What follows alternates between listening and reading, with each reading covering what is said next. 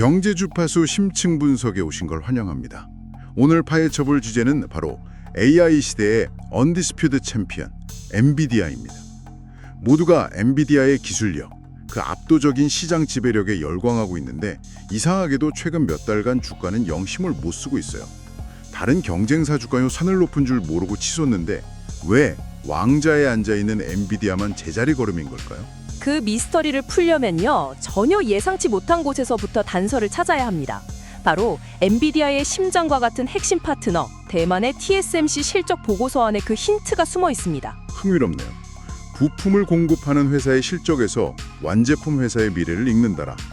좋습니다. 그럼 TSMC가 보내는 신호는 과연 무엇인지, 엔비디아 주가의 발목을 잡고 있는 진짜 이유는 뭔지, 그리고 이 모든 상황을 월가의 고수들은 어떻게 해석하고 있는지 지금부터 하나씩 꼼꼼하게 들여다보겠습니다. 우선 첫 번째 단서, TSMC의 실적부터 살펴보죠. 세계 최대 파운드리, 그러니까 반도체 위탁 생산 업체인데 최근 실적이 어마어마하게 나왔다고요? 어마어마하다는 표현이 딱 맞아요. 4분기 순이익이 시장 예상치를 훌쩍 뛰어넘어서 35%나 급증했어요. 근데 진짜 놀라운 건 따로 있어요. 그 폭발적인 성장을 이끈 동력이 거의 전부 AI 칩에서 나왔다는 거예요. 거의 전부요? 네. AI 서버에 들어가는 고성능 칩 수요가 너무 강력해서 7나노미터 이하의 최첨단 공정에서 만들어지는 칩이 TSMC 전체 웨이퍼 매출의 무려 77%를 차지했습니다. 77%요? 이게 벌써 8분기, 그러니까 2년 연속 이익이 증가한 거예요. 잠깐만요. 그 말은 TSMC라는 거대 기업이 사실상 AI 칩 하나로 먹고 산다고 해도 과언이 아니란 얘기네요. AI 붐이 그냥 뜨거운 정도가 아니라 산업의 지형 자체를 바꾸고 있다는 게 피부로 느껴지는 수치인데요. 바로 그거예요. 이 점을 이해라는 게 오늘 이야기의 핵심입니다. 한번 이렇게 생각해보죠. 엔비디아는 세상에서 가장 훌륭한 미슐랭 5스타 요리의 레시피를 가지고 있어요. 그런데 그 레시피를 완벽하게 요리해낼 수 있는 주방은 전 세계에 TSMC 단 하나뿐인 거죠. 만약 주방이 주문을 감당 못하면 아무리 레시피가 훌륭해도 소용없잖아요. 그렇죠. 병목 현상이 생기는 거군요. 맞아요. 그런데 TSMC가 방금 뭘 발표한 거냐면 우리 주방 크기를 2배로 늘리고 최고의 요리사들도 더 뽑겠습니다 라고 선언한 거나 마찬가지예요.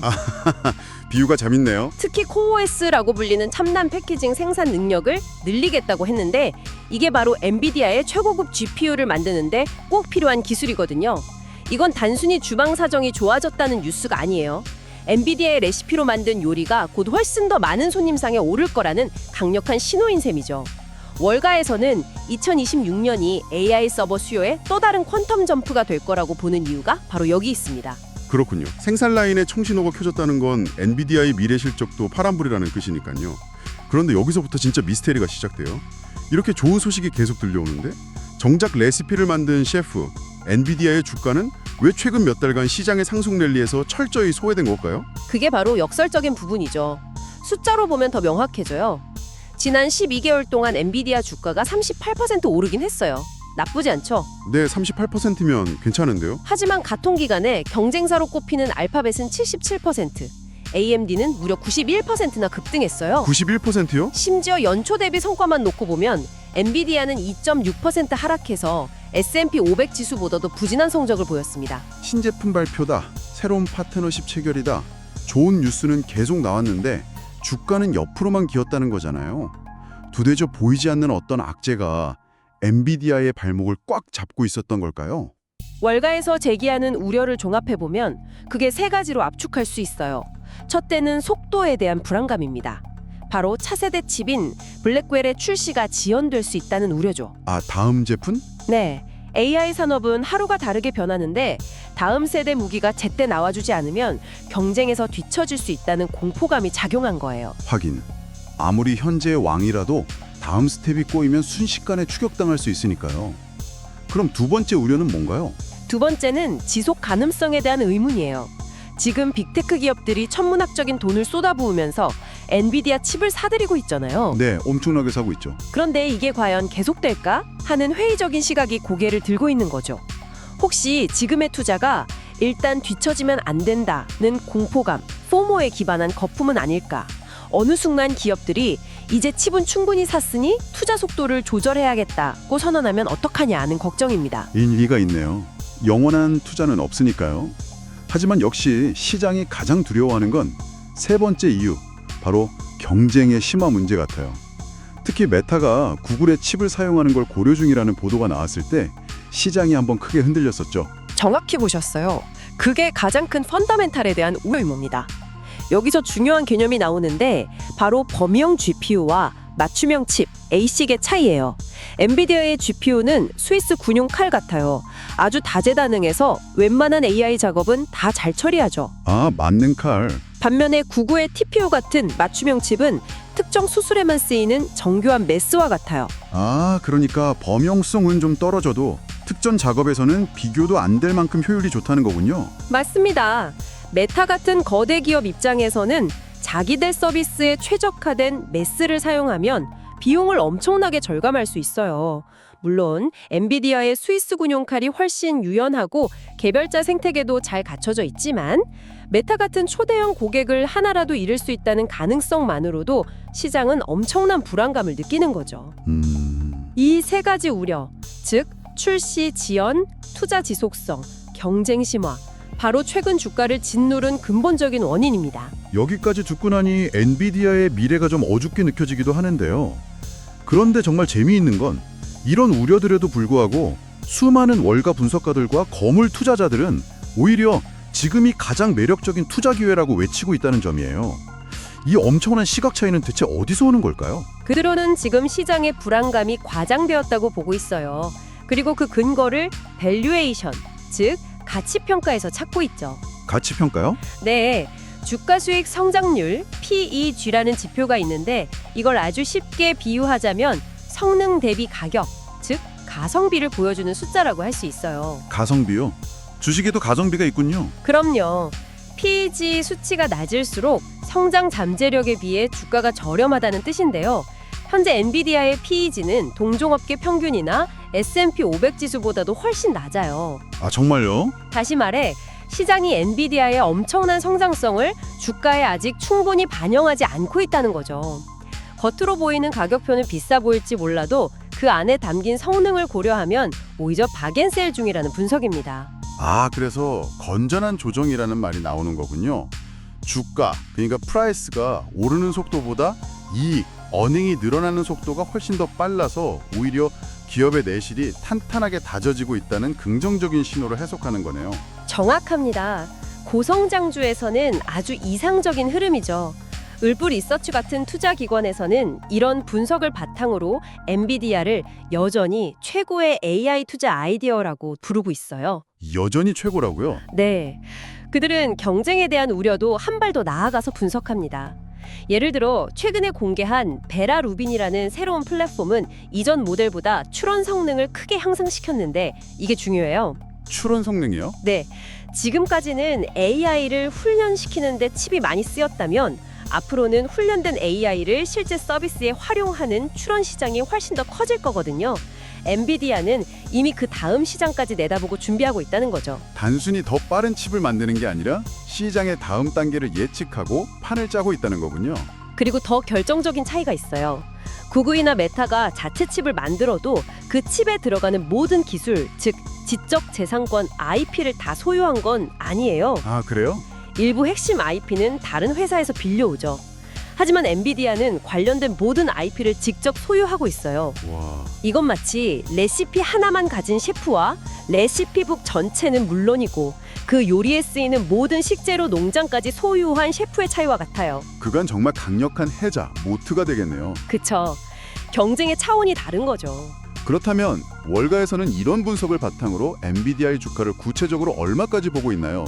목표 주가를 보면 시장의 온도를 확실히 알 수 있을 것 같은데요. 분위기는 매우 뜨겁습니다.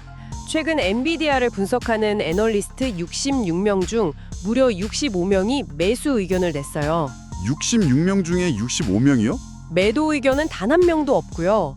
1월에 나온 목표 주가만 봐도 웰스파고가 265달러, 키뱅크와 뱅크 오브 아메리카가 각각 275달러를 제시했어요. 오, 더 공격적으로 보는 에버코어 ISI는 352달러, 밀레니오스는 350달러까지 내다봤습니다. 1월 들어 나온 보고서 중에 $200 아래를 제시한 곳은 단 한 곳도 없습니다. 거의 만장일치에 가까운 낙관론이네요. 하지만 그건 어디까지나 분석가들의 희망이 섞인 전망일 수도 있으니 우리가 직접 가장 보수적인 시각으로 한번 가치를 계산해보는 건 어떨까요? 좋은 생각이에요. 한번 해보죠. 2027년 예상 주당 순이익 EPS가 약 $7.6로 전망돼요. 네, $7.6.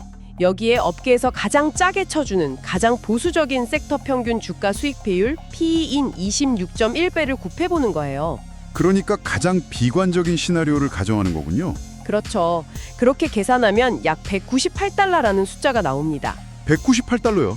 이 말은 아무리 비관적으로 계산해도 현재 주가 수준에서는 여전히 상당한 상승 여력이 있다는 결론이 나와요. 아하. 이래서 많은 투자자들이 주가가 약세를 보일 때가 오히려 저가에 좋은 주식을 담을 기회라고 말하는 겁니다. 일부는 만약 주가가 $160나 $150까지 내려온다면 오히려 보유 지분을 더 늘리겠다고 공언하기도 있어요. 방금 PE 같은 밸류에이션 내릭을 하니까 문득 궁금한 점이 생겼어요. 이런 평가 방식이 부채가 많은 기업에도 똑같이 적용될 수 있는지 궁금해하는 분들이 계시거든요. 예를 들어 오라클 같은 회사는 부채 비율이 엄청 높은데 이런 기업의 가치를 평가할 때도 단순히 이익만 보면 되는 건가요? 엔비디아를 평가하는데도 참고가 될 것 같아요. 아주 시의적절하고 중요한 질문이에요. 실제로 오라클의 재무제표를 보면 유동 비율이 1보다 낮은 0.75이고 자기 자본 대비 부채 비율은 519%에 달해요. 빚이 정말 많죠. 519%요? 와. 이것만 보면 굉장히 위험해 보일 수 있어요. 그쵸. 빚이 많으면 일단 불안하니까요. 그런데 여기서 핵심은 그 빚으로 뭘 하고 있느냐를 봐야 해요. 프로 운동선수가 엄청난 대출을 받아서 최첨단 개인 훈련 시설을 지었다고 상상해 보세요. 네. 빚더미에 앉았다고 걱정할 수도 있겠죠. 하지만 만약 그 시설 덕분에 매년 우승 트로피를 들어올리고 대출금의 10배가 넘는 광고 계약을 따낸다면 어떨까요? 아, 그 빚은 현명한 투자가 되는 거죠? 바로 그겁니다. 빚이 수익을 창출하는 도구가 되는 거군요. 오라클의 자기자본 이익률 ROA가 무려 82%에 달할 것으로 예상돼요. 82%? 이건 그들이 부채라는 도구를 기가 막히게 활용해서 자기 자본 대비 엄청난 이익을 만들어내고 있다는 증거예요. 만약 빚만 늘고 이익을 못 낸다면 심각한 문제지만 오라클처럼 높은 수익성을 유지하는 한 우리는 여전히 그들이 벌어들이는 이익, 즉 EPS와 그에 대한 시장의 평가, PE를 통해 기업 가치를 판단할 수 있습니다. 엔비디아의 가치를 평가하는 방식이 여전히 유효한 것처럼요. 명쾌한 비유네요. 감사합니다. 자, 그럼 오늘 긴 이야기를 한번 정리해 보겠습니다. AI의 제왕, 엔비디아의 최근 주가 부진은 차세대 칩 출시 지연에 대한 우려, AI 투자 지속성에 대한 의문, 그리고 빅테크들의 자체 칩 개발이라는 세 가지 공포 때문이었습니다. 하지만 그 이면을 들여다보면 TSMC가 증명해준 강력한 펀더멘털, 성장성 대비 저평가된 밸류에이션, 그리고 월가의 압도적인 긍정적 전망이 존재하고 있죠. 따라서 현재의 주가 정체는 위기라기보다는 더 큰 도약을 위해 잠시 숨을 고르는 건강한 순환 과정을 하는 것이 시장의 지배적인 시각이라고 할 수 있겠습니다. 오늘 심층 분석이 엔비디아를 바라보는 여러분의 시야를 넓히는 데 도움이 되셨기를 바랍니다. 마지막으로 여러분이 한번 생각해 보실 만한 질문을 하나 던지면서 마무리할까 합니다. 지금까지 우리가 논의한 경쟁에 대한 우려는 주로 구글이나 메타 같은 소수의 거대 빅테크 기업들이 자체 칩을 만드는 것에 집중되어 있었어요. 하지만 AI가 이들만의 전유물이 아니라 사회 전반으로 확산된다면 어떻게 될까요? 수많은 일반 기업들, 병원, 공장, 학교들도 각자 자신들만의 AI 칩을 개발하려고 할까요? 아니면 수십 년간 검증된 가장 강력한 범용 플랫폼을 제공하는 엔비디아의 손을 잡으려 할까요? 어쩌면 엔비디아의 진짜 미래는 몇몇 거대 고객을 지키는 싸움이 아니라 그들을 제외한 세상의 나머지 모두를 새로운 고객으로 만드는 데 달려 있을지도 모릅니다.